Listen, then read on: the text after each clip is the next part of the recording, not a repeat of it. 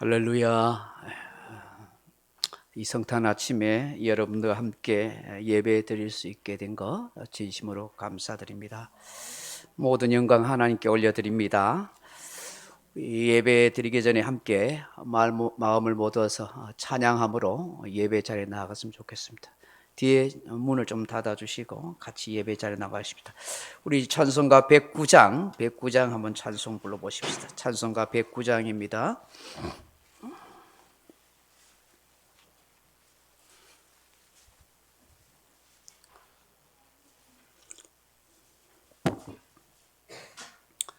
찬송가 109장 찬송 같이 한번 부르겠습니다.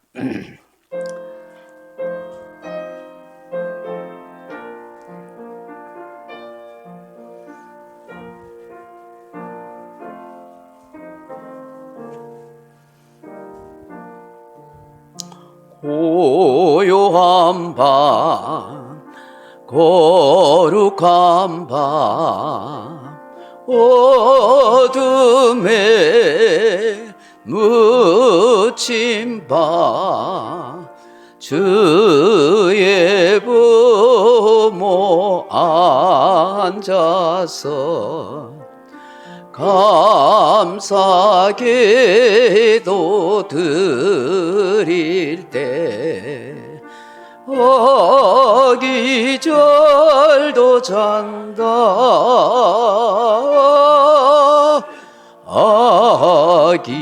어기절도 잔다 고요한 밤 거룩한 밤 영광이 들린 밤 천군 천사 나타나 기쁜 노래 불렀네. 구주나셨도다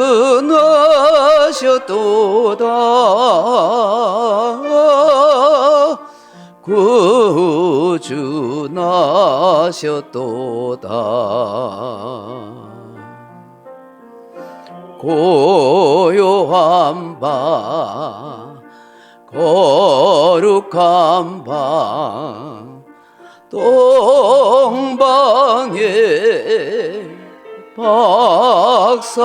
박사들 별을 보고 찾아와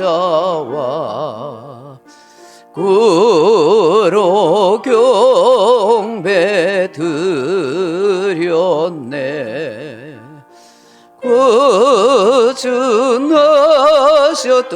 구주나셨도다 구주나셨도다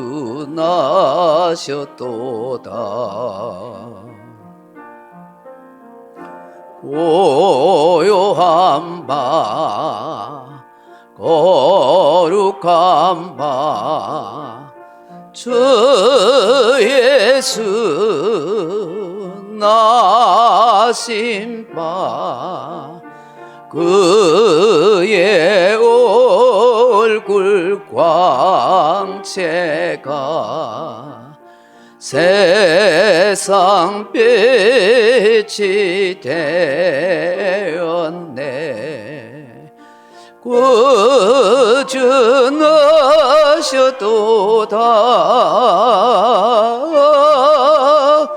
구주나셨도다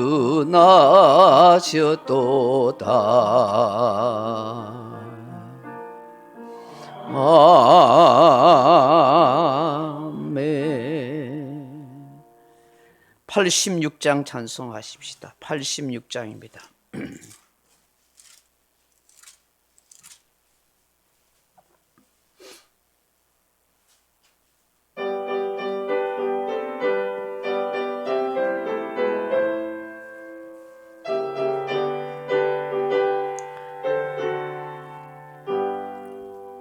내가 느르지 않은 예수 나의 상처 입은 심령을 불쌍하게 여기사 위로하여 주시니 미쁘신 나의 좋은 친구.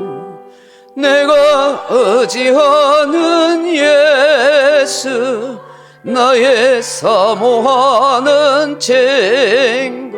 나의 기도 들으사 응답하여 주시니 미쁘신 나의 좋은 친구. 주의 손 의지하고 살 때 나를 해할 자가 없도다. 주님 나의 마음을 크게 위로하시니 미쁘신 나의 좋은 친구. 내가 의지하는 예수, 나의 사모하는 친구. 나의 기도 들으사 응답하여 주시니 미쁘신 나의 좋은 친구. 내가 요단강 건너가며 마음이 두려워서 떨 때도 주가 인도하시니 어찌 두려워하라. 미쁘신 나의 좋은 친구. 내가 의지하는 예수, 나의 사모하는 친구. 나의 기도 들으사 응답하여 주시니 미쁘신 나의 좋은 친구. 이후 천국에 올라가서 모든 성도들과 다 함께 우리들을 구하시 주를 찬양하리라.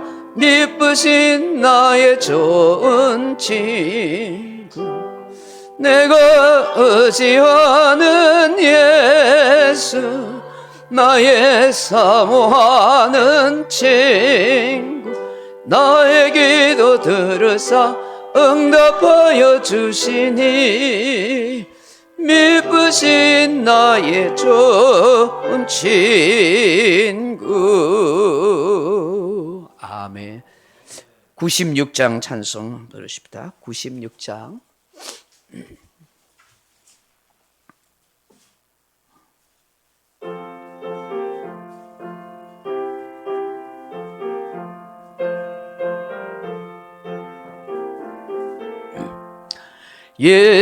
예수님은 누구신가? 우는 자의 위로와 없는 자의 풍성이며 전한 자의 높음과 잡힌 자의 노임되고 우리 기쁨 대신에. 예수님은 누구신가? 약한 자의 강함과 눈먼 자의 빛이시며 병든 자의 고침과 죽은 자의 부활되고 우리 생명 대신에. 예수님은 누구신가? 추한 자의 정함과 죽을 자의 생명이며 죄인들의 중보와 멸망자의 구원되고 우리 평화 대신에. 예수님은 누구신가?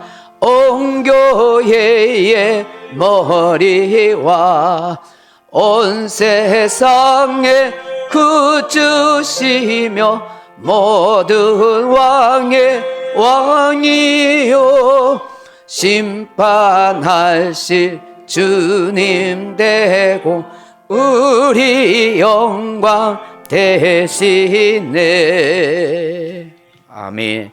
438장 찬송 한 장 더 부르십시다. 438장입니다.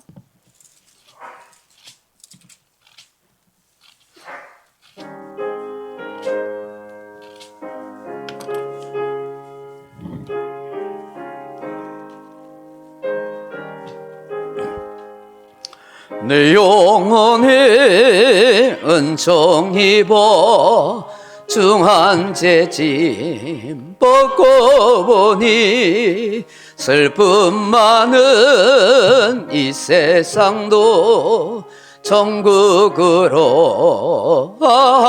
하도다. 할렐루야 찬양하세.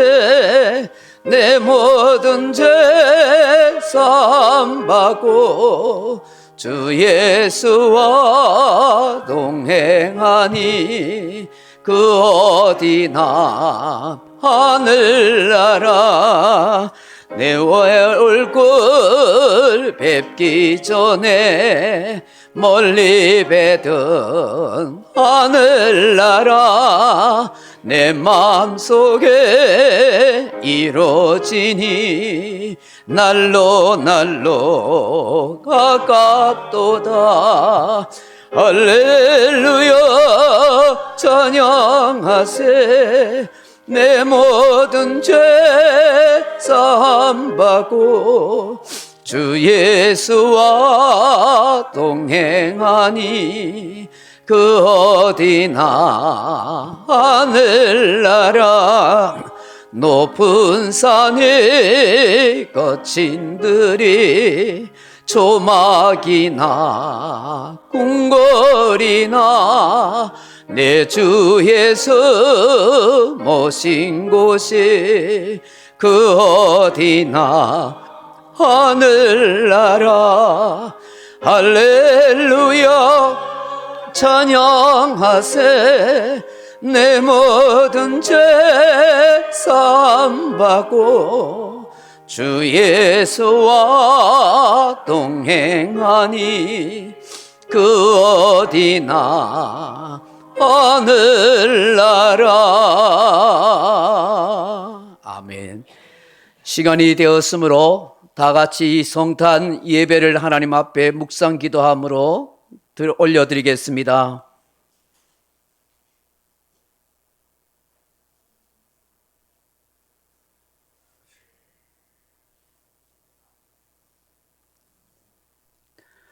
전에 고통받던 자들에게는 흑암이 없으리로다. 옛적에 여호와께서 술볼론 땅과 납달리 땅이 멸시를 당하게 하셨더니 후에는 해변길과 요단 저쪽 이방의 갈릴리를 영화롭게 하셨느니라. 흑암에 행하던 백성이 큰 빛을 보고 사망의 그늘진 땅에 거주하던 자에게 빛이 비치도다. 이는 한 아기가 우리에게 낳고 한 아들을 우리에게 주신 바 되었는데 그의 꾀는 정사를 메었고 그의 이름은 기묘자라 모사라 전능하신 하나님이라 영존하신 아버지라 평강의 왕이라 할 것임이라. 아멘. 영원한 보좌와 영광 가운데 계신 전능하신 삼위 하나님 찬양과 경배와 영광을 올려드립니다. 우리 구주 예수 그리스도의 탄생하심을 기억하여 함께 예배할 수 있도록 은혜 베푸심을 감사하나이다. 이 가운데 임하소서. 함께 하소서. 주의 크신 영광과 주의 크신 권능과 주의 크신 능력과 주의 크신 지혜로 함께하여 주옵소서. 우리의 예배를 받아 주시옵소서. 주 예수 그리스도 이름으로 간절히 기원드리옵나이다. 아멘.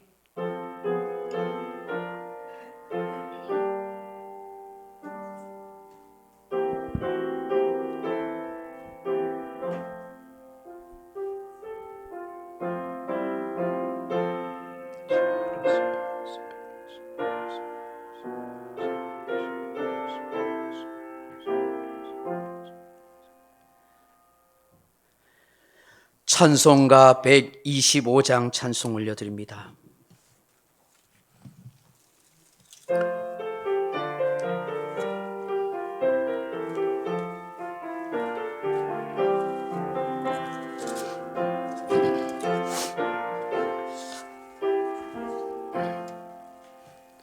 천사들의 노래가 하늘에서 들리니 상과들의 기뻐서 메아리쳐 울린다.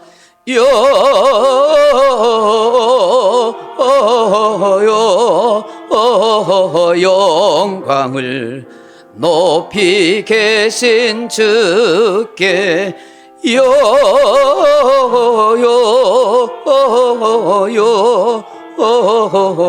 영광을 높이 계신 주님께. 한밤중에 목자들 양떼들을 지킬 때 아름다운 노래가 청아하게 들린다.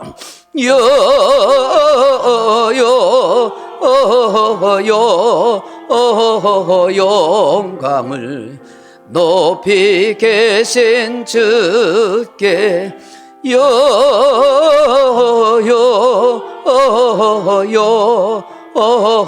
영광을 높이 계신 주님께. 베들레헴 달려가 나신 아기 예수께 그로 경배합시다.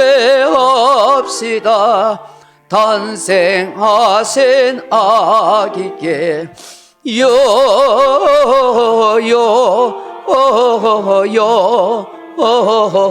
영광을 높이 계신 주께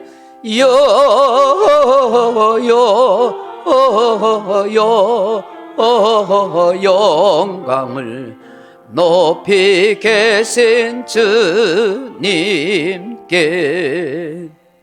구유 안에 누이신 어린 아기 예수께 우리들도 다 함께 기뻐 찬송 부르자.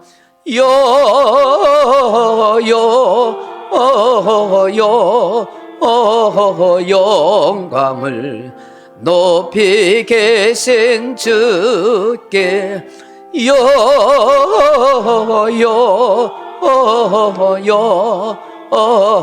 영광을 높이 계신 주님께. 아멘. 다 같이 신앙 고백을 같이 사도신경 신앙 고백 같이 드리겠습니다. 전능하사 천지를 만드신 하나님 아버지를 내가 믿사오며 그 외아들 우리 주 예수 그리스도를 믿사오니 이는 성령으로 잉태하사 동정녀 마리아에게 나시고 본디오 빌라도에게 고난을 받으사 십자가에 못 박혀 죽으시고 장사한 지 사흘 만에 죽은 자 가운데서 다시 살아나시며 하늘에 오르사 전능하신 하나님 우편에 앉아 계시다가 저희로서 산자와 죽은 자를 심판하러 오시리라. 성령을 믿사오며 거룩한 공예와 성도가 서로 교통하는 것과 죄를 사하여 주시는 것과 몸이 다시 사는 것과 영원히 사는 것을 믿사옵나이다. 아멘. 찬송가 맨 뒤쪽에 보시면 교동문 120번이 있습니다. 120번 성탄절 2번이 있습니다. 교동문 120번 성탄절 2번이 있습니다. 찬송하리로다 주 이스라엘의 하나님이여 그 백성을 돌보사 속량하시며.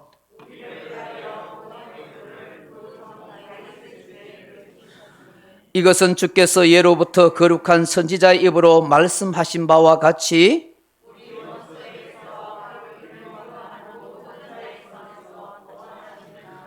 우리 조상을 긍휼히 여기시며 그 거룩한 언약을 기억하셨으니 우리가 원수의 손에서 건지심을 받고 종신토록 주의 앞에서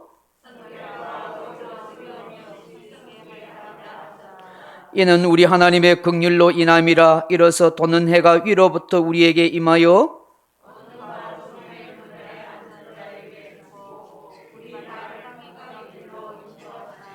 그러므로 주께서 친히 징조를 너희에게 주실 것이라.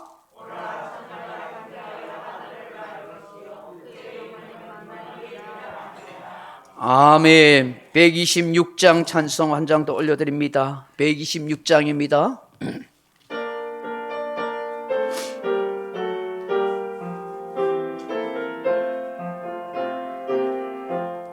천사 찬송하기를 거룩하신 그 주께 영광 돌려보내세. 구주 오늘 나셨네. 크고 작은 나라들 기뻐 화답하여라. 영광 받을 왕의 왕 베들레헴 나신 주. 영광 받을 왕의 왕 베들레헴 나신 주. 오늘 나신 예수는 하늘에서 내려와 처녀 몸에 나셔서 사람 몸을 입었네. 세상 모든 나라 산들 영원하신 주님께 영광 돌려 보내며 높이 찬양하여라. 영광 돌려 보내며 높이 찬양하여라. 의로우신 예수는 평화의 왕이시고 세상 빛이 되시며 우리 생명 되시네. 죄인들을 불러서 거듭나게 하시고 영생함을 하시니 왕께 찬양하여라. 영생하게 하시니 왕께 찬양하여라.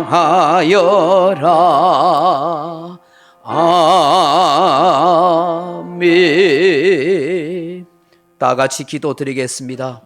높고 높은 보좌를 뒤로 하시고 낮고 낮은 이 땅에 오신 예수님, 하나님과 본체가 같으시고 동등하시지만 그 영광의 자리를 다 내어놓고 자기를 비워 종려의 모양으로 사람으로 이 땅에 오셔서 십자가에 죽기까지 복종하심으로 우리의 죄를 구원하시고 우리를 영원한 생명의 길로 인도하신 주님의 이름을 찬양합니다. 오늘 이 성탄 이 아침에 아기 예수님을 함께 감사하고 축하 예배 드리오니 우리 가운데 임재하시고 삼위 하나님으로 영광 거두어 주시기를 간절히 소망합니다. 2000년 전 이 땅에 아무도 알아주지 못하고 아무도 섬겨주지 못하고 비천한 자리에 오셔서 낙이 구유에서 누일 곳 없었던 그 예수님, 오늘 우리의 마음에 오셔서 우리의 심령에 오셔서 우리가 주를 모셔드리오니 주의 은혜로 함께하여 주옵소서. 하나님께서 이 성탄 아침을 함께 맞이할 수 있게 하신 것 감사합니다. 성탄 아침에 예배 드릴 수 있게 하신 것 감사합니다. 이 코로나의 위중한 가운데서도 주를 의지하고 바라고 영배하오니 우리 가운데 함께 하시는 은혜가 충만케 하옵소서. 이 아침에 예배드리고 영상으로 예배드리는 모든 교우들에게 한량없는 하나님의 은혜를 내리어 주옵소서. 사랑하는 아버지 하나님, 이 아침에 우리의 입술에 찬양의 입술이 아름답게 흘러넘치게 하시고 감사의 고백이 충만할 수 있도록 역사하여 주옵소서. 우리의 모든 죄와 허물을 동이 서에서 먼 것 같이 옮겨주시고 하늘이 땅에서 높은 같이 우리의 허물을 기억하지 마옵소서. 온전히 주를 송축하고 예배하는 심령만 되게 하여 주시옵소서. 온 땅 위에 평화가 임하게 하소서. 온 세상에 구주 탄생을 기뻐하게 하시고 구원의 주를 찾아 경배하게 하옵소서. 예배의 수종을 하나님께 올려드리며 구주 예수 그리스도 이름으로 간절히 기도드리옵나이다.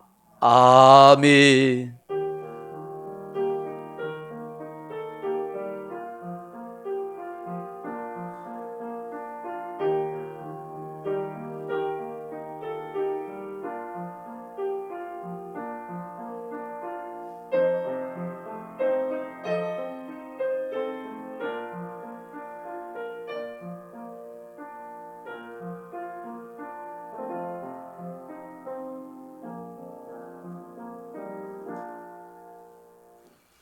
오늘 우리에게 주실 하나님의 말씀은 신약성경 마태복음 2장 1절로 12절 말씀입니다. 신약성경 마태복음 2장 1절로 12절 말씀입니다. 찾으셨으면 고독하겠습니다. 헤롯 왕 때에 예수께서 유다 베들레헴에서 나심에 동방으로부터 박사들이 예루살렘에 이르러 말하되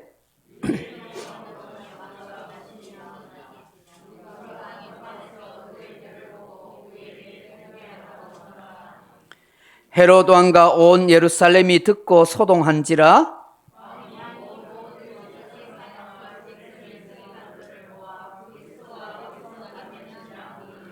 이르되 유대 베들레헴이오니 이는 선지자로 이렇게 기록된 바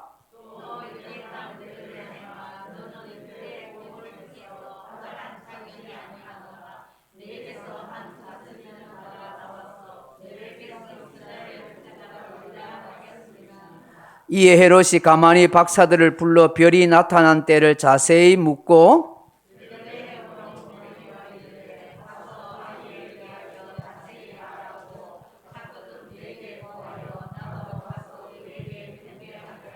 박사들이 왕의 말을 듣고 갈새 동방에서 보던 그 별이 문득 앞서 인도하여 가다가 악이 있는 곳 위에 머물러 서 있는지라.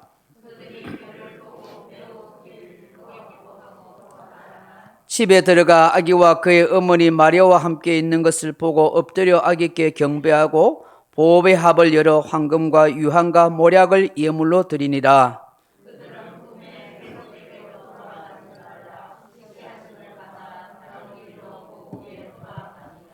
아멘. 우리 헵시바 찬양팀과 함께 찬양 올려드립니다.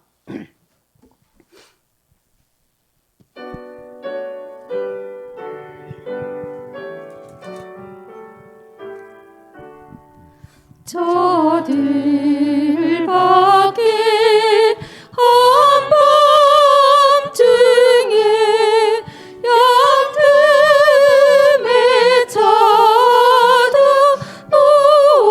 목자들 천사들이 전하여 주나신 소식 들었네.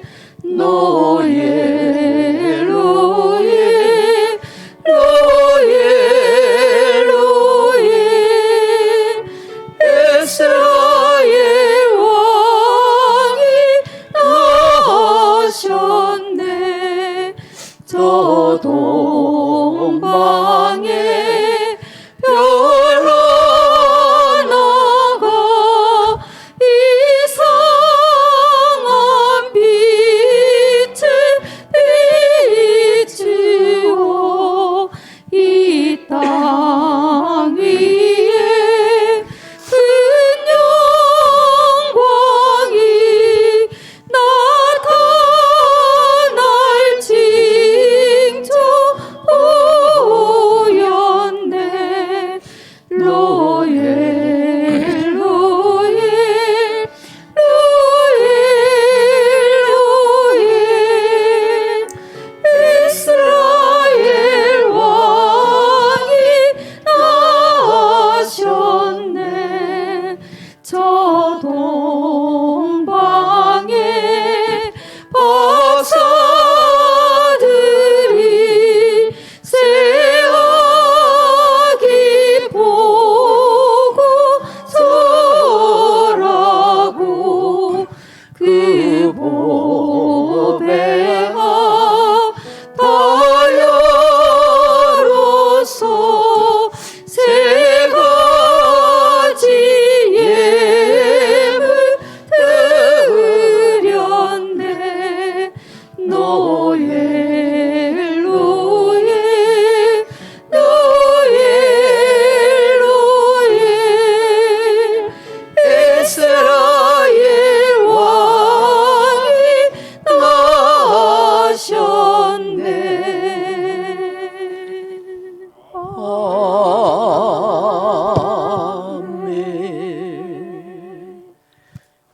할렐루야.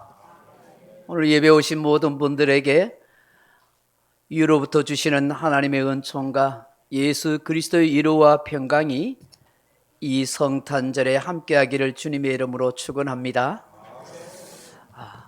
근본에는 성탄절이 토요일이었습니다. 내년에는 아마 성탄절 주일하고 같이 겹치는 것 같아요. 또 오늘 예배드리고 또 주일 내일 예배드리고 아이고 번거롭고 귀찮네, 뭐 이리 예배가 자주 있어, 그렇게 생각 안 하시죠? 주님을 자주 뵐 수 있어서, 성도들을 자주 뵐 수 있어서, 예배할 수 있어서 너무 고맙습니다. 감사합니다. 살아있다는 것이 싱싱하게 느껴집니다. 뭐 이렇게 고백되는 거 아닙니까? 안 그래요? 아이고 추운 날씨 가운데 오늘 이 성탄절 아침에 하나님께서 저와 여러분에게 주시는 메시지, 마태복음 2장 1절로 12절 말씀 가지고 내가 드릴 성탄의 세 가지 선물이라 하는 제목으로 말씀의 은혜를 함께 나누고자 합니다. 사랑하는 성도 여러분, 오늘은 구세주가 나신 성탄절입니다. 코로나 바이러스로 인하여 참 조용한 성탄절을 보내고 있다는 생각이 듭니다. 이전에는 세상 사람들이 먼저 크리스마스라고 왁작지껄 그렇게 누돌프 사서 노래를 부르고 산타 할아버지를 찾고 선물을 주고 받았는데, 백화점도 그 어디에도 요란한 그런 분위기는 전혀 아닌 것 같습니다. 시대 사조 속에서 크리스마스, 성탄절도 점점 퇴색되어 간다 하는 생각을 하게 됩니다. 몇 년 전에 청소년 문화 선교 단체인 펜머스 문화 선교회가 중고등학생 300명 정도를 대상으로 크리스마스, 성탄절에 대해서 어떤 생각을 하고 있느냐라고 물었습니다. 성탄절, 크리스마스 하면 어떤 생각이 먼저 떠오르냐, 그렇게 질문했습니다. 그러자 산타크로스가 30%, 크리스마스 추리가 13.4%, 선물이 10.7%, 예수라는 표현이 7.2%에 불과했다 합니다. 성탄절을 단순히 노는 날 정도로 생각하거나 선물을 주고받거나 데이트를 즐기는 그런 날 정도로 생각하더라 하는 것입니다. 그런데 슬프게도 많은 기독교인들도 그런 생각에 점점 빠져들어 가는 것 같습니다. 여러분, 크리스마스란 말이 무슨 말입니까? 크리스마스, 그리스도라는 말과 마스라는 말의 합성어입니다. 이 마스는 미사에서 유래되었지만 예배라는 뜻을 가지고 있습니다. 즉 크리스마스는 예수 그리스도를 예배하는 날이라 하는 뜻입니다.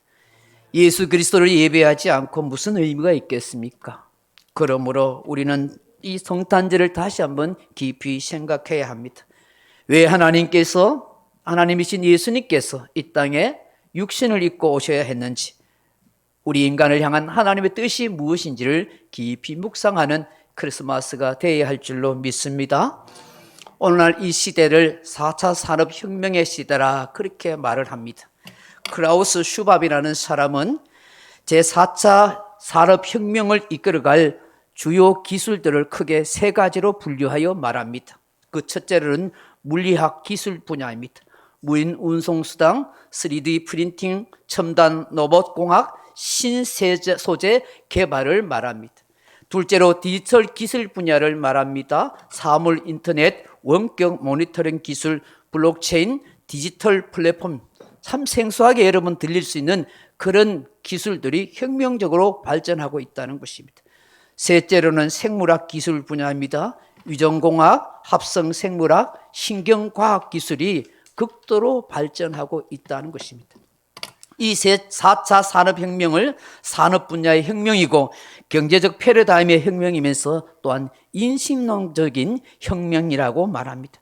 인간의 삶과 문화와 사고의 큰 변화와 엄청난 영향력을 주고 있고 앞으로 더 주게 될 것이라 하는 것입니다. 여러분, 요즘 AI 인공지능을 보면 가히 상상을 초월할 만큼 놀랍지 않습니까? 바둑의 최고 고수들도 인공지능 앞에 속절없이 패배하고 이기지 못하는 것을 보지 않습니까? 앞으로 인공지능이 어느 정도 발달할지, 그 영향력은 어떻게 될지 가히 상상할 수 없을 정도라 하는 것입니다. 지금 과학의 발달을 보면 앞으로 인간이 무엇이든지 다 해결해 낼 것 같습니다.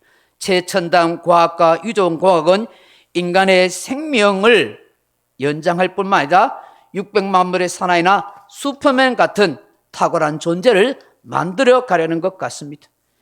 기독교계에는 이런 첨단과학과 유전공학의 발달에 대해서 두 가지의 견해를 가지고 있습니다. 하나는 피조된 공동 창조자라 하는 견해입니다. 크레이토 크레이토스 하는 말입니다. 어떠한 형태와 인간 유전자 변형에 대해서도 원칙적으로 반대할 이유가 없다는 견해입니다. 창세기 1장 25절로 28절에 그리스도인들은 피조 지수를 지배하도록 하나님께서 인간에게 권세를 부여해 주었다고 말합니다. 하나님께서 인간에게 자연 세계에 대한 문명에 대한 발전과 통제권을 주셨기 때문에 과학의 발달을 통해서 유전자 변형과 같은 기술을 사용해서 얼마든지 인류를 더 발달할 수가 있다고 말하는 것입니다. 조세프 플래처 같은 사람은 미래는 별에서 추구되는 것이 아니라 우리에게서, 인간들에게서 추구된다, 그렇게 말합니다. 우리는 더 이상 비가 오기를 기도할 필요가 없으며 우리는 물을 데워주고 구름에 씨를 뿌리면 된다. 우리는 치료를 위해서 기도할 필요가 없으면 우리는 의학에 의존하면 된다. 이것이 생물학적 혁명의 방향, 우리가 더욱더 피조물에게서 창조자들에게로 바꾸는 방향의 역사라, 그렇게 말하기도 합니다.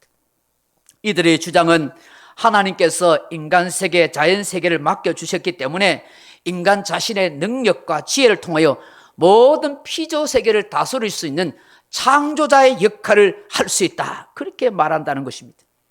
그런가 하면은 프랭갓이라고 하나님 놀이하는 인간들이라는 비판을 하는 견해도 있습니다. 이러한 일들은 우리 스스로를 하나님 자리에 위치하려는 오만한 생각이고 심히 두려운 일이다. 오히려 창조주 하나님에게서 소외되거나 버림받게 되며 피조 질서를 무너뜨림으로 하나님의 심판을 면할 수 없다. 인간으로서 진정한 영향력에 실패할 수밖에 없다라고 주장하는 사람들도 있습니다. 폴 램지라는 사람은 인간들은 자신들이 인간이라는 사실을 깨닫게 될 때까지 하나님의 놀이를 하지 말아야 한다. 우리가 인간의 사실을 깨닫게 된다면 사람들은 결코 하나님처럼 되려고 하나님 놀이를 하지 않을 것이라고 말했습니다. 여러분, 에덴 동산에서 아담과 하와가 왜 타락했습니까? 그들이 하나님 같이 될 것이라는 사단의 꾀임에 선악을 알게 하는 나무의 실과를 먹은 것 때문인 것입니다. 여러분, 창세기 11장에 왜 바벨탑이 무너졌습니까? 인간이 스스로 바벨탑을 쌓아서 하나님께 도전하려는 그 의식 때문에 무너진 것입니다. 첨단 과학이, 의학이 점점 발달할수록 인간이 스스로 창조주인 양 착하게 갈 때 하나님의 위험의 신호를 우리에게 보낼 수 있다는 것을 알아야 하는 것입니다.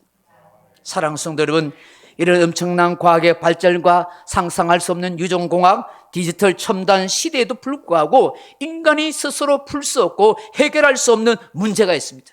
그것이 무엇이겠습니까? 그 첫째가 재해 문제를 해결할 수 없다는 것입니다. 아무리 첨단 과학이 발전하고 유전공학이 발전해서 인간의 근본적인 재해 문제는 해결할 수가 없는 것입니다. 둘째로는 참된 진리를 알지 못한다는 것입니다. 수없는 많은 정보와 지식이 홍수처럼 인터넷에 떠돌고 있지만 우리의 생명과 우리의 영혼을 구원할 참된 진리, 참된 구주, 참된 창조자를 알도록 하지는 않는다는 것입니다. 셋째로는 영원한 생명의 길을 가르쳐주지 못한다는 것입니다. 이 세 가지의 문제를 풀 수 있는 길이 어디에 있겠습니까? 누가 인류의 이 난제를 해결해 줄 수가 있겠습니까? 어느 날 하늘의 별을 관찰하던 사람들이 있었습니다. 하늘의 천체를 보고 나라의 운명에 점을 치거나 다가올 자연재해를 연구하던 점성술사요 천체과학자인 마고스라는 사람들이었습니다. 이들은 일찍이 동방의 바벨론, 아라비아나 페르시아 제국에서 높은 관직에 있었던 사람입니다. 그런데 여느 날과는 달리 너무나 크고 반짝이는 별을 발견하게 됩니다. 다들 놀랐습니다. 이는 틀림없이 이 땅에 큰 징조가 있을 것이라 세상에 다스릴 큰 왕이 탄생하는 징조라고 생각했습니다. 드디어 이들은 이 별을 쫓아 함께 떠나기로 약속했습니다. 이 세상에 올 큰 왕이 어디에 탄생할지 모르기에 이 미지의 왕을 찾으려고 나선 것입니다. 어떤 위험이 도사릴지도 모릅니다. 어떤 어려움을 겪게 될지도 모릅니다. 그러나 그들은 난생 처음 보는 큰 별에 대한 호기심과 이 별의 주인공이 도대체 누구인지를 알고 싶었습니다. 세상에 태어난 탁월한 왕이라면 우리가 그분께 경배해야 되지 않겠느냐고 생각했습니다. 어쩌면 이들에게 하나님의 계시가 함께했는지 모릅니다.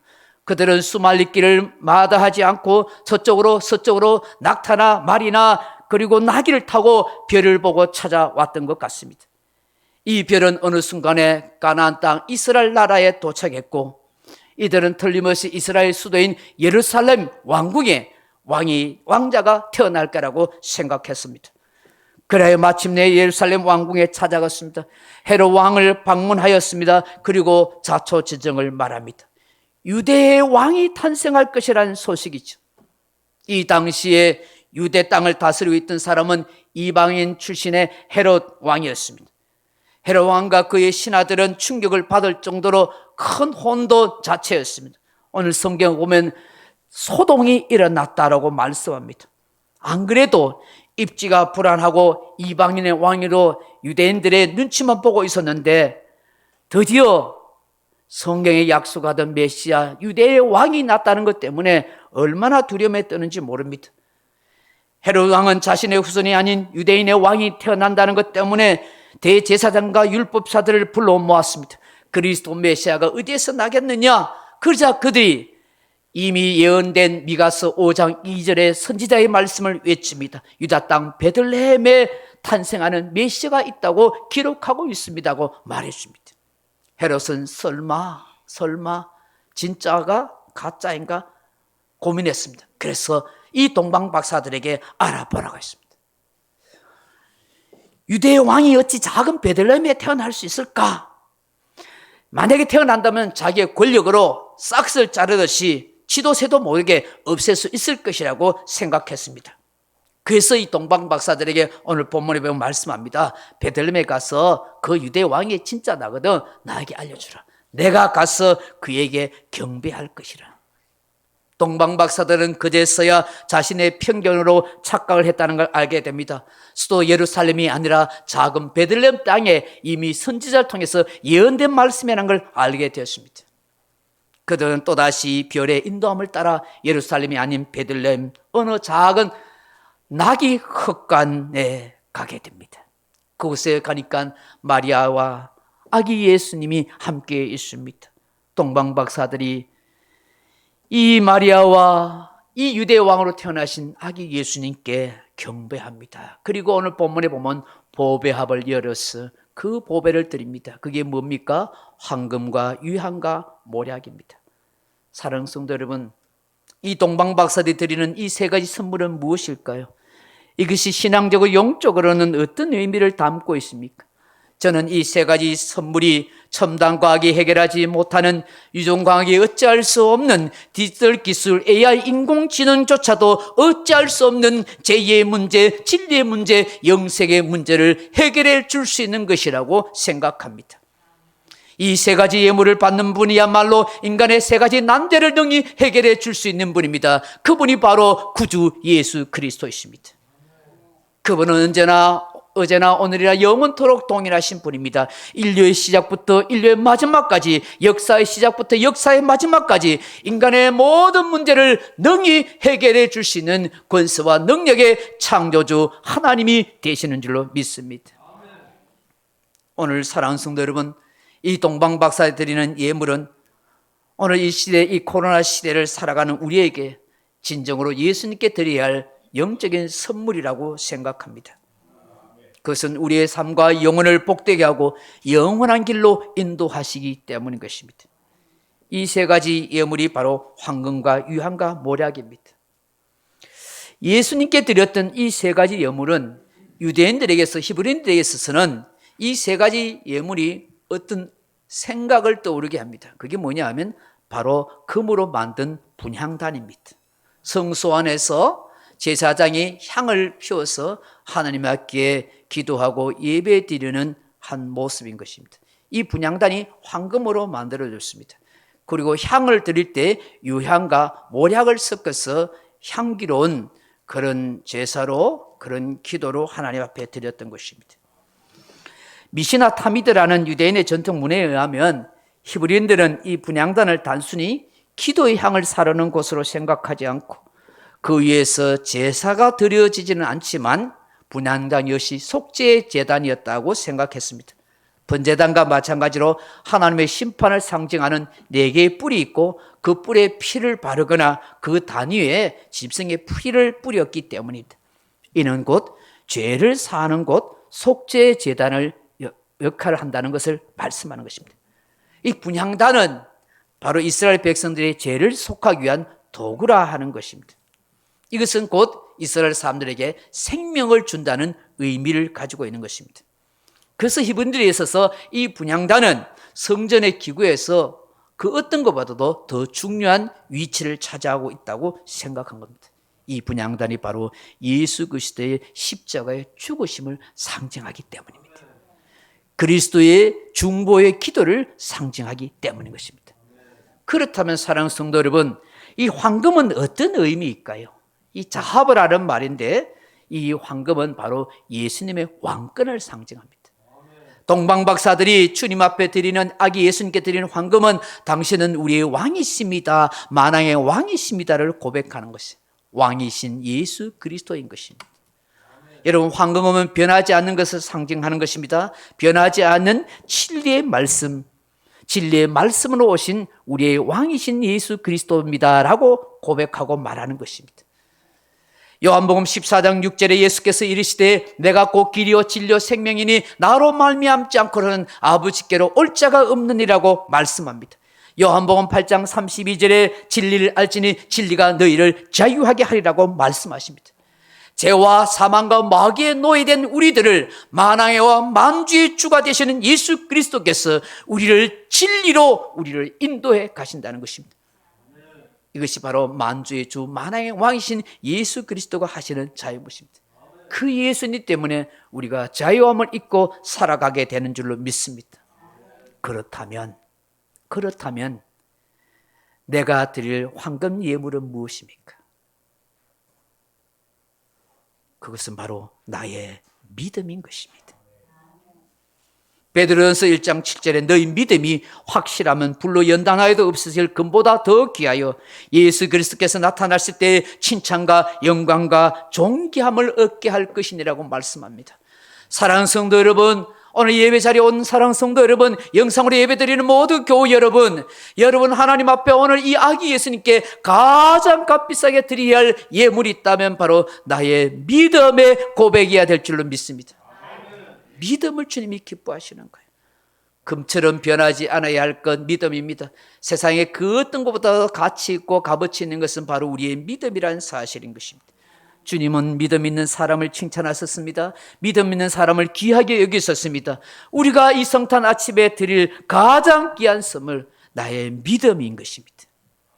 히브리서 11장 6절에 믿음이 없이는 기쁘시게 못하나니 그가 계신 것과 자기를 찾는 자들에게 상 주시는 이심을 믿어야 할지니라고 말씀하십니다.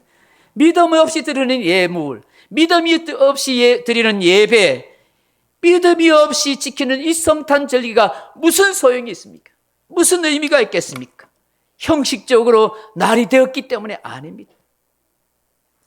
진정 주님이 우리를 받아주시고 기뻐하시는 것은 우리의 황금 같은 믿음, 그것을 기뻐하시고 이 성탄을 함께 즐기자라고 말씀하실 것입니다. 어떤 믿음입니까? 주께서 내 인생의 왕이시고 내 구주가 되시며 진리가 되시는 주님이라는 사실을 믿는 것입니다. 이 믿음이 아버지께로 가게 하고 천국의 영광을 누리게 하고 이 성탄절을 함께 축하할 수 있는 은혜의 시간이 되는 줄로 믿습니다. 둘째로 여러분, 동방박사에 드린 예물이 무엇입니까? 유향입니다. 그러면 오늘 이 아침에 내가 드릴 이 유향의 선물은 무엇입니까? 바로 향기 나는 내 삶인 것입니다.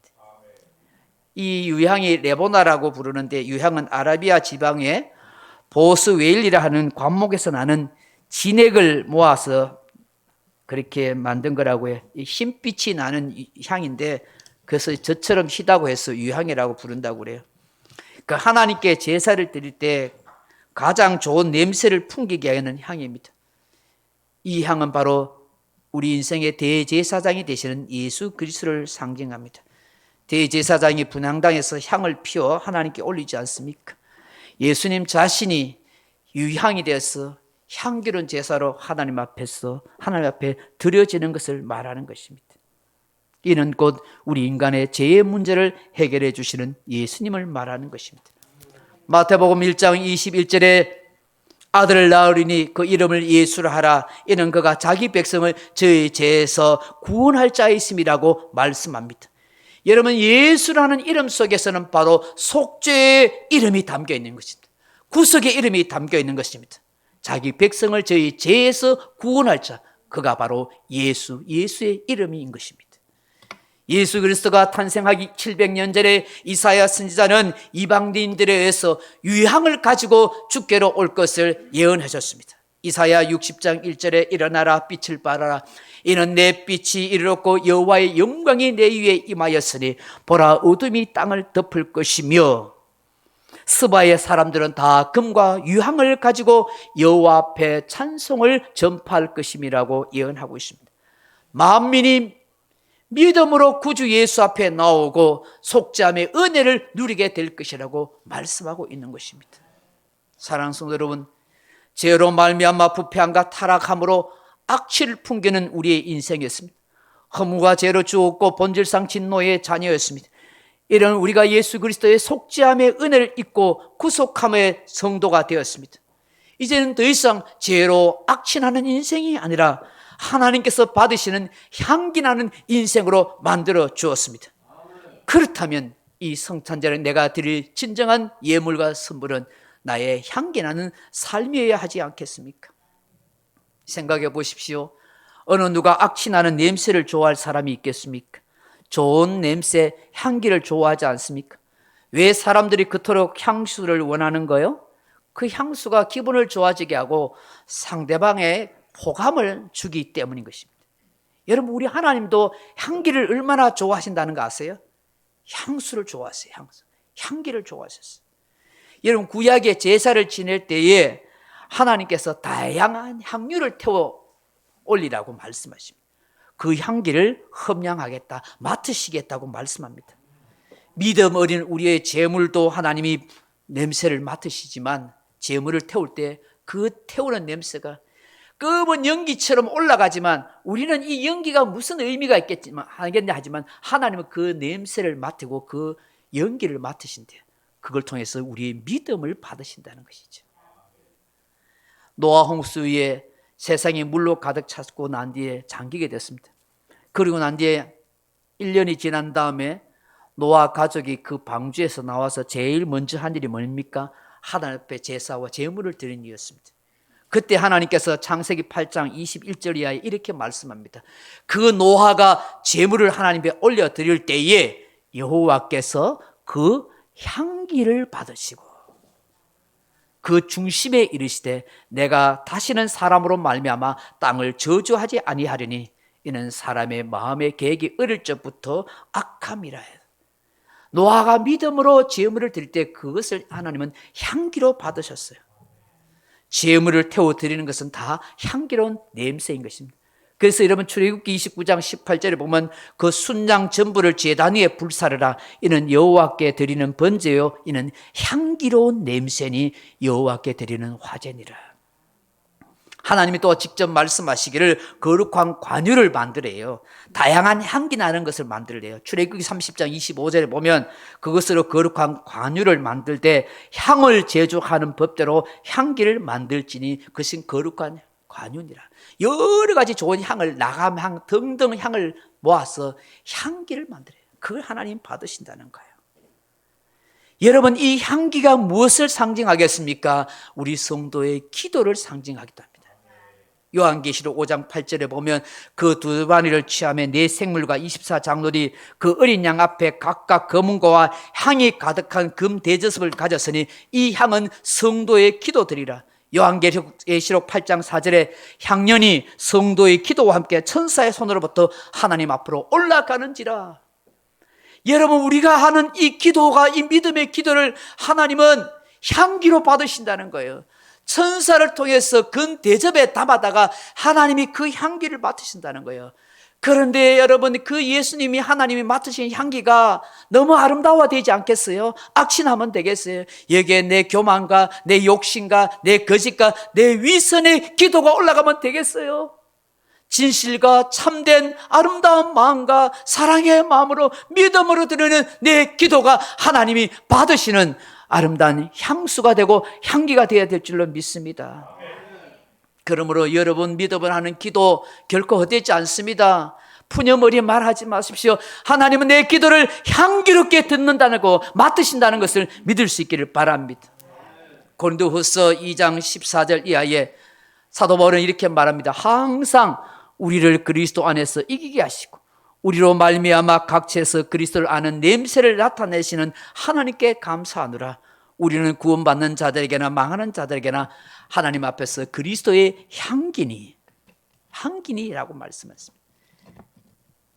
이 사람에게는 사망으로부터 사망에 이르는 냄새요, 저 사람에게는 생명으로부터 생명에 이르는 냄새라 누가 이를 감당하여라고 말씀합니다.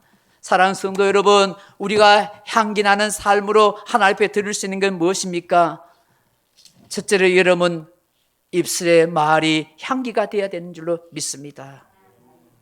그리스도인의 입의 말이 악취가 나는 말이 돼서는 안 됩니다. 부정적이지 않고 않아야 합니다. 남을 모함하거나 헐뜯거나 미워하거나 불평 원망하는 말은 사망에 이르는 악취 나는 냄새가 되는 것입니다. 그러나 사람은 살리는 말이 있습니다. 그 중에 제일은 복음입니다. 예수의 그리스도의 복음은 향기입니다. 복음을 전하는 것은 향기를 함께 나누는 것입니다.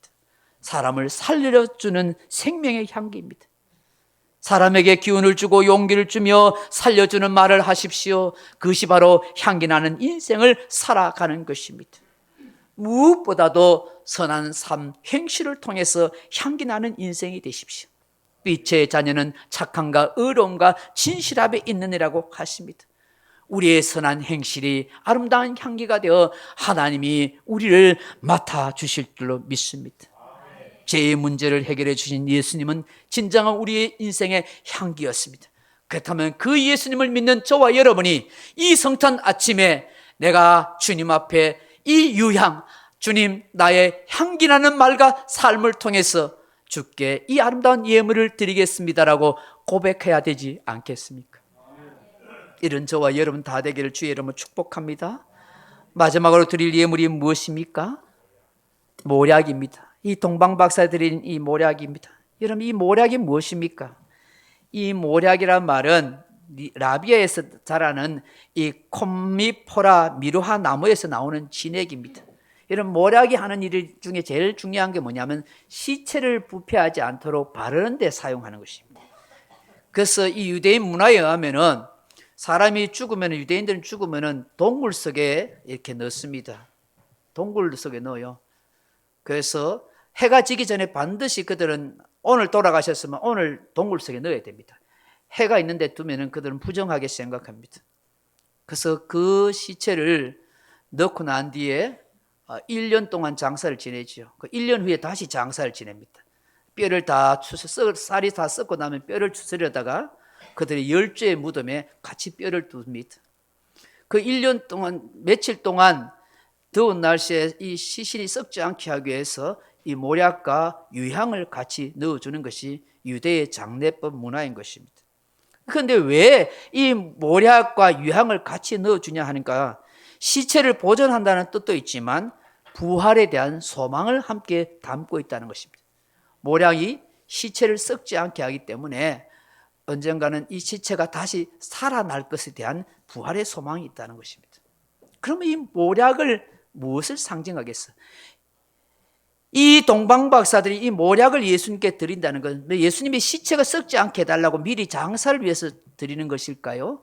아니에요. 이것은 바로 영생의 주가 되시는 예수님을 상징하기 때문이에요. 우리에게 영생을 주시는 주님이라는 거예요. 시신이 썩지 않게 하듯이 우리에게 영생을 주시는 주님이라는 것입니다. 요한복음 3장 16절에 하나님이 세상을 이처럼 사랑하사 독생자를 주셨으니 이는 저를 믿는 자마다 멸망치 않고 영생을 얻게 하려 하심이라고 말씀합니다. 인공지능이 해결할 수 없고 첨단 과학과 유전자 공학이 해결할 수 없는 영생의 문제가 예수 그리스도께서 해결해 주신다고 말씀하는 것입니다. 우리가 그분을 믿을 때 영생의 문제가 해결되는 것입니다. 요한복음 5장 24절에 내가 진실로 진실로 너희에게 이르노니 내 말을 듣고 또 나 보내신 이를 믿는 자는 영생을 얻었고 심판에 이르지 아니하느니 사망에서 생명으로 옮겼느니라고 말씀합니다. 내가 예수를 믿을 때, 주님의 말씀을 들을 때 나는 영생을 얻은 존재가 되었습니다. 심판받지 않습니다. 사망의 생명으로 옮긴 자가 되어버리는 것입니다. 죽음의 문제, 영생의 문제는 오직 유일하신 예수 그리스도만이 가능하고 이루어지게 되는 것입니다. 그래서 사도 요한이 요한일서 5장 12절에 아들이 있는 자에게는 생명이 있고 아들이 없는 자에게는 생명이 없느니라. 13절에 내가 하나님의 아들을 믿는 너희에게 이것을 기록한 것은 너희로 하여금 영생이 있음을 알게 함이라고 말씀하고 있는 것입니다. 사랑하는 성도 여러분, 그러면 동방 박사들이 드린 이 모략, 영생하신 예수 그리스도를 상징한다면 오늘 내가 드릴 모략이 무엇입니까? 오늘 드릴 주님 앞에 드릴 이 모략의 예물이 무엇입니까?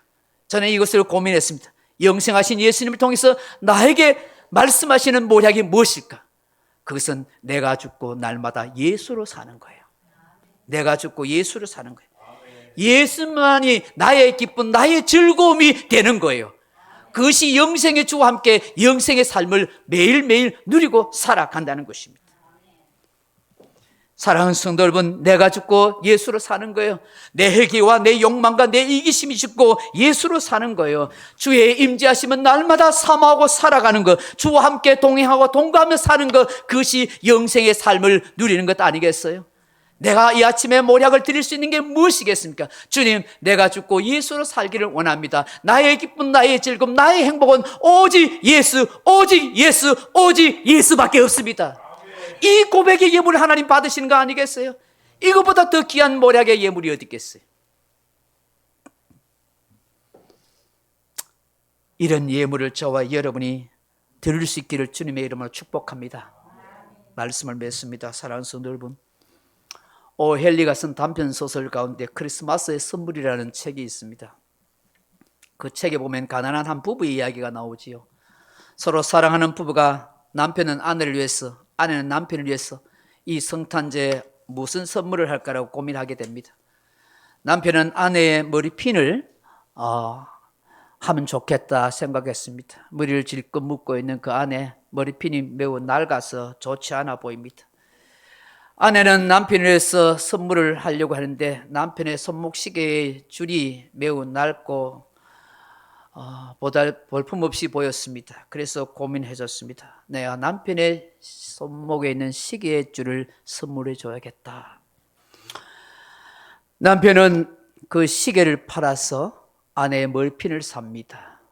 아내는 그 머리카락을 잘라서 남편의 시계줄을 사서 성탄절날 서로 선물을 교환해 줍니다. 아뿔싸, 이런 아픔 사건이 있겠습니까? 이 선물이 될 수가 없는 거예요. 아내를 위해서 멋진 머리핀을 샀던 그 남편의 선물이 무색해지는 거예요. 왜? 아내는 이미 머리를 다 잘라버린 거예요. 머리카락. 아내는 남편을 위해서 멋진 시계줄을 샀지만 아뿔싸 남편은 그 시계를 팔아서 아내의 머리핀을 산 것이에요. 얼마나 안타까운 일입니까? 그러나 따뜻한 두 사람의 사랑의 마음을 확인하는 계기가 되지 않았습니까? 두 사람에게 있어서 크리스마스의 선물은 그 무엇보다도 귀한 선물이었습니다. 왜냐? 그들에게는 서로 사랑이라는 선물이 있었기 때문입니다. 오늘 이 성탄절 아침에 우리는 무엇을 진정 감사하고 주께 드릴 선물이 있습니까? 주님을 사랑하는 것 아니겠습니까? 높고 높은 보좌를 버리시고 낮고 낮은 이 땅에 오신 예수님, 그 예수님이 이 땅에 오신 목적이 무엇입니까? 나를 죄에서 구원하시기 위하며 나에게 생명을 주시기 위하며 천국길을 가르쳐 주시기 위하며 영생함의 은혜를 베푸시기 위함이 아닙니까? 그 주님을 우리가 사랑함으로 섬기며 사는 귀한 선물을 드리는 인생이 되어야 하지 않겠습니까? 황금의 진리신 예수님을 믿는 믿음으로 변치 않게 살겠습니다. 나의 죄를 속죄해 해준 속죄의 은혜를 항상 기억하며 향기로운 인생을 살겠습니다. 영생의 주님을 바라보면 날마다 나는 죽고 예수를 살고 예수님만이 나의 기쁨 나의 즐거움이요 고백하는 모략의 예물을 드리는 인생으로 살겠습니다. 오늘 이 성탄 아침 이 아름다운 예물을 저와 여러분이 함께 드려보면 어떨까요? 이 은혜가 저와 여러분 속에 함께하기를 주님의 이름으로 축원합니다. 기도하겠습니다. 아버지 하나님, 진정 주님이 받으시는 예물이 무엇인지 다시 한번 생각해 봅니다. 이 땅에 아기 예수님을 오신 성탄절에 그저 노래 부르고 흥겹고 하루 쉬는 정도가 아니라 진정한 예배가 우리의 삶 속에 있게 해주셔서 주 앞에 겸손한 마음으로 경배할 수 있게 하여 주시고, 나를 위해 이 땅에 오신 예수님, 죄의 문제, 진리 문제, 영생의 문제를 해결해 주신 그 주님 앞에서 내가 드릴 가장 감사의 예물이 무엇인지 다시 한번 생각할 수 있게 하옵소서. 황금 같은 믿음을 주님 앞에 드리게 하시고, 유황 같은 향기로운 말과 삶이 하나님 앞에 드려지게 하시고, 그리고 모략 같은 늘 내가 죽고 예수로 살아가는 그런 아름다운 예물을 드릴 수 있는 우리 모두가 되게 하여 주옵소서. 예수님 이름으로 기도하옵나이다. 아멘. 찬송가 122장 찬송입니다.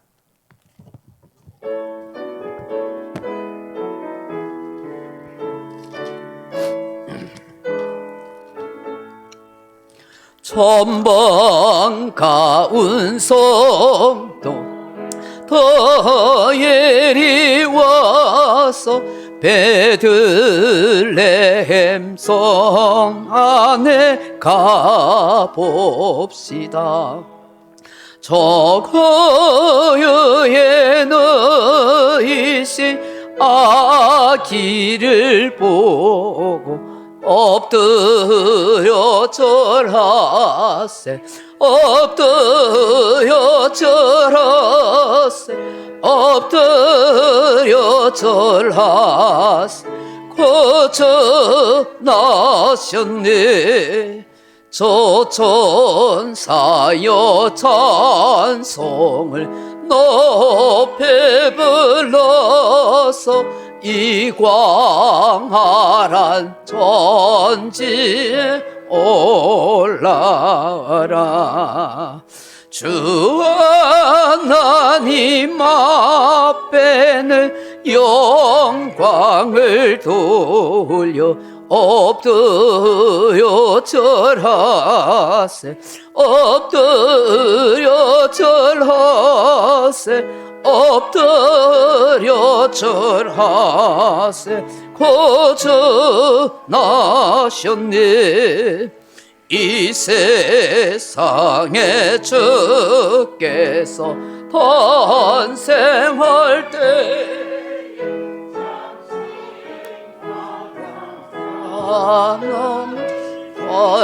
하시려고 저 동정녀 몸에서 나시었으니 엎드려 절하세, 엎드려 절하세, 엎드려 절하세. 거저 나셨네 여호와의 말씀이 여신을 읽고 날 구원할 구주가 되셨도다. 늘 감사할 찬송을 주 앞에 드려 엎드려 절하세, 엎드려 절하세, 엎드려 절하세. 거저 나셨네. 아멘. 인공지능이 해결할 수 없고 첨단 과학과 이종공학이 해결할 수 없는 죄의 문제와 진리의 문제와 영생의 문제를 해결해 주신 예수님, 삶의 소망이 무엇인지를 몰라 어디로 가야 할지를 방하고 있는 이 땅의 인간들에게 삶의 소망과 목적을 가르쳐 주신 예수님, 오늘 진심 어린 믿음의 예물을 드리게 하시고 내 인생을 하나님 앞에 아름답게 드릴 수 있게 하옵소서. 나의 즐거움, 나의 기쁨은 오직 예수뿐입니다. 예수님 한 분만으로 내가 만족합니다라고 고백할 수 있는 진정한 믿음의 사람 다 되게 해 주옵소서. 이 성탄 아침에 아기 예수님이 오신 이 놀라운 위대한 은혜를 다시 한번 되새기면서 우리가 함께 고백할 수 있는 신앙이 되게 해 주옵소서. 사랑하는 주님, 이 아침 예배드리는 모든 교우들이 다 하늘나라 천국에 넉넉히 들어갈 수 있는 믿음의 사람이 되게 해 주옵소서. 어떤 고난과 환난이 닥쳐도 내 목숨이 이토록 지경이 닥치온다 할지라도 예수 그리스도를 믿는 믿음에서 떠나지 않게 하시고 하늘나라에 대한 소망을 잃어버리지 않도록 도와주옵소서. 기억력이 감퇴하고 혹 치매가 걸린다 할지라도 예수에 대한 믿음은 우리의 영혼 속에 심겨지게 하옵소서. 귀한 예물 드리는 손길의 은혜를 더하여 주시고 영광 받아 주옵소서. 예수님 이름으로 간절히 기도합나이다. 아멘. 할렐루야. 우리 앞뒤 사람에서 인사합시다. 하나님은, 예수님은 당신을 사랑하십니다. 메리 크리스마스입니다. 감사합니다. 교회 소식 알려드리겠습니다. 오늘 성탄 예배 하나님께 영광 올려드립니다. 내일 주일 예배 그대로 똑같이 드립니다. 1부에 9시에 드리고 2부 11시에 드립니다. 내일 오후 예배는 드리지 않습니다. 송구 영신 예배가 12월 31일 저녁 9시에 있습니다. 저녁 9시에 오셔서 함께 예배 드리면 좋겠습니다. 멀리 계신 분도 차량 운행하도록 그렇게 하겠습니다. 우리 차량 운행하는 집사님과 의논해서 시간을 그렇게 정해서 올려드리겠습니다. 내년 기도 제목을 내어주시면 좋겠습니다. 기도 제목 내어주시면 제가 1년 동안 여러분을 위해서 기도하겠습니다. 송구 영신 예배 때 이 기도 제목과 함께 또 안수 기도를 할 수 있는 시간을 갖도록 하겠습니다. 교회를 또 섬기는 마음으로 내년도 건축이나 성경금을 작정해 주시면 감사하겠습니다. 여러분에게 부탁하기는 봉투를 헌금 봉투를 좀 아끼기 위해서 1년치 작정 헌금이 있어요. 11조 이렇게 건축헌금, 성경헌금, 그걸 쓰면은 봉투를 좀 아낄 수가 있습니다. 성탄 감사로 제일 여조인 데에서 준비한 떡과 과일이 있습니다. 나가시면서 한 분씩 가져가시면 좋겠습니다. 내일 또한 교회에서 준비한 성탄 선물이 있습니다. 내일 오시면은 교회에서 준비한 성탄 선물 정성껏 준비했습니다. 한 분씩 다 나눠드리도록 그렇게 하겠습니다. 감사합니다. 다른 광고 없으면 찬송 115장 찬송하고 이 성탄 감사 예배를 마치도록 하겠습니다. 찬송가 115장입니다.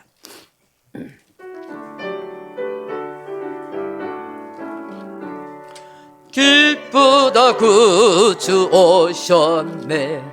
만백성 맞으러 온 교회여 다 일어나 다 찬양하여라 다 찬양하여라 다 찬양하여라 구세주 탄생했으니 다 찬양하여라 이 세상에 만물들아 다 화답하여라 다 화답하여라 다